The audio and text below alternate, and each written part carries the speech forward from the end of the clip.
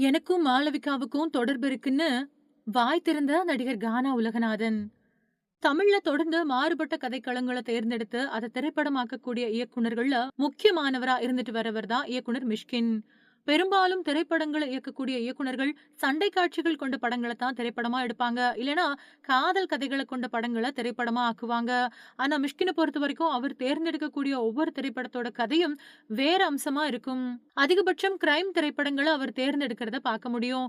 ஆனா அத திரைக்கதையாக்குறதுல நெறைய வித்தியாசமான விஷயங்கள செஞ்சிருப்பாரு மிஷ்கின். இதனாலேயே மிஷ்கின் படங்கள் தனித்துவமான திரைப்படங்களா இருந்துட்டு வருது. மிஷ்கினோட முதல் படம் சித்திரம் பேசுதடி. இந்த படத்த மிஷ்கின் இயக்கும்போது அதுல நெறைய புது விஷயங்கள பண்ணியிருப்பாரு. அந்த படம் நல்ல வரவேற்பு பெற்ற படமாவும் இருந்துச்சு.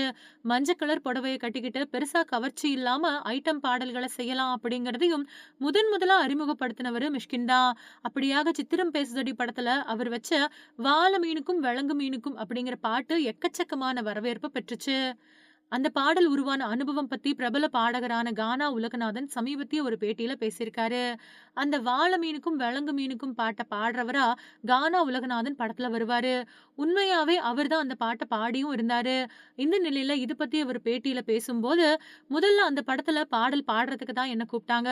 ஆனா படத்துல வந்து நான் பாடி காட்டுனப்போ, நீங்க பாடுற ஆக்ஷன் நல்லா இருக்குது. படத்துலயும் நீங்களே பாடிடுங்க" அப்படின்னு சொல்லி என்ன நடிக்க வச்சுட்டாரு மிஸ்கின். அதுக்கு பின்னாடி எனக்கு எக்கச்சக்கமான வரவேற்புகளும், வாய்ப்புகளும் வந்துச்சு. வெளிநாடு வரைக்கும் போய் நான் நெறைய பாடல்கள பாடி சம்பாரிச்சேன். சென்னையில சொந்தமா ஒரு வீடும் கட்டிட்டேன் அப்படின்னு சொல்லியிருக்காரு கானா உலகநாதன். இந்த நிலையில அப்ப வந்த கிசுகிசுக்கள் பத்தி அவர் சொல்லியிருக்காரு. "வாழ மீனுக்கும் விலங்கு மீனுக்கும்" பாடல் உருவான சமயத்துல மாளவிகா என்கிட்ட ரொம்ப ஜாலியா பேசிக்கிட்டு இருப்பாங்க. என்னை எப்பவுமே அவங்க கலாய்ச்சுக்கிட்டே இருப்பாங்க. ஆனா நான் அவர கலாய்க்க மாட்டேன். இந்த நிலையில தினகரன் நாளிதழ்ல ஒரு நாள் என்னையும் மாளவிகாவையும் பத்தி கிசுகிசு ஒண்ணு வெளியாச்சு. நானும் அவங்களும் தொடர்புல இருக்கிறதாவும், ஒரே ஹோட்டல்ல தங்கி இருக்கிறதாவும் அதுல எழுதப்பட்டிருந்தது. இத பார்த்ததும் எனக்கு ரொம்பவே அதிர்ச்சி ஆயிடுச்சு. உடனே நான் தினகரன் அலுவலகத்துக்கு போய் இத பத்தி கேட்டேன். ஆனா அவங்க "எங்க பொழப்பு இப்படி போட்டா தான் சார் ஓடும்" அப்படின்னு சொல்லிட்டாங்க. நானும் அதனால அத அப்படியே விட்டுட்டேன் அப்படின்னு அந்த நிகழ்வ பத்தி பகிர்ந்திருக்காரு கானா உலகநாதன். சினிமா துறைய பொறுத்தவரைக்கும் நடிகைகளுக்கு பாலியல் தொல்லை தொடர்ந்து நடந்துகிட்டு தான் இருக்கு.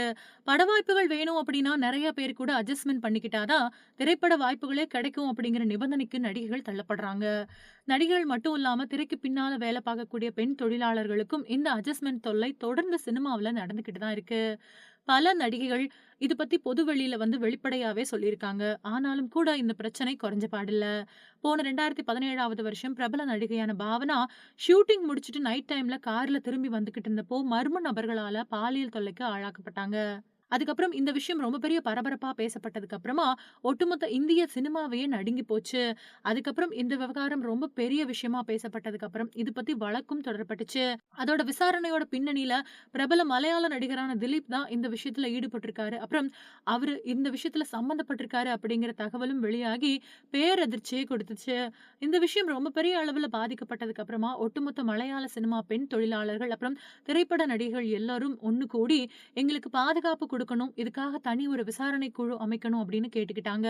அதோட அடிப்படையில கேரள அரசு பிரபல பெண் வழக்கறிஞரான ஹேமா தலைமையில ஒரு விசாரணை குழு அமைச்சு, நடிகைகள் பாலியல் தொல்லை ரீதியான பிரச்சனைகள் பத்தி அவங்க கிட்ட புகார் குடுக்கலாம். உரிய நடவடிக்கை எடுக்கப்படும் அப்படின்னு கேரள அரசு அறிவிச்சிருந்தது. இதுக்கப்புறமா பல நடிகைகள் தங்களுக்கு நேர்ந்த பாலியல் தொல்லைகள பத்தி அந்த அறிக்கையில சொல்லியிருக்காங்க. இது ஒவ்வொன்னா வெளியாகி ஒட்டுமொத்த கேரள சினிமாவையே அதிர வச்சிருக்கு. இந்த நிலையில இப்போ பிரபல மலையாள சினிமாவோட இளம் நாயகியான ரேவதி சம்பத் நடிகர் சித்திக் மேல பாலியல் புகார் கொடுத்து பெரும் பரபரப்பை ஏற்படுத்தியிருக்காரு. இதுக்கப்புறமா அவரு மலையாள நடிகர் சங்க பதவியில இருந்து ராஜினாமா செஞ்சாரு. அடுத்ததா நடிகை ரேவதி சம்பத் பிரபல தமிழ் திரைப்பட வில்லன் நடிகரான ரியாஸ் கான் மேல பாலியல் புகார் ஒண்ணு கொடுத்திருக்காங்க. அதாவது ரியாஸ் கான் என்ன பாலியல் ரீதியா அணுகுனாரு. அது மட்டும் இல்லாம போன்ல ரொம்பவும் தப்பு தப்பா தகாத முறையில என்கிட்ட பேசினாரு அப்படின்னு சொல்லியிருக்காங்க. அது மட்டும் இல்லாம என்னோட உடலுறவுக்கு சம்மதிக்கக்கூடிய உன்னோட தோழிகள் யாராவது இருந்தாலும் சொல்லு அப்படின்னு ரியாஸ் கான் தன்கிட்ட கேட்டதா சொல்லி ரேவதி சம்பத் அந்த புகார்ல சொல்லியிருக்காங்க. இந்த விஷயம் இப்போ பரபரப்பை ஏற்படுத்தியிருக்கு. தமிழ் சினிமாவுல பிரபல வில்லன் நடிகரும் குணச்சித்திர நடிகருமான ரியாஸ் கான் வின்னர், பொன்னியின் செல்வன் மாதிரியான பல திரைப்படங்கள்ல நடிச்சிருக்காங்க. சமீபத்துல தான் இவரோட பையன் ஷரிக்கோட கல்யாணம் நடந்துச்சு. இப்படியான சமயத்துல ரியாஸ் கானோட முகத்தை தோலுரிச்சு காட்டியிருக்கக்கூடிய ரேவதி சம்பத்தோட இந்த புகார் கோலிவுட்ல பெரும் அதிர்வலைகளை ஏற்படுத்தியிருக்கு.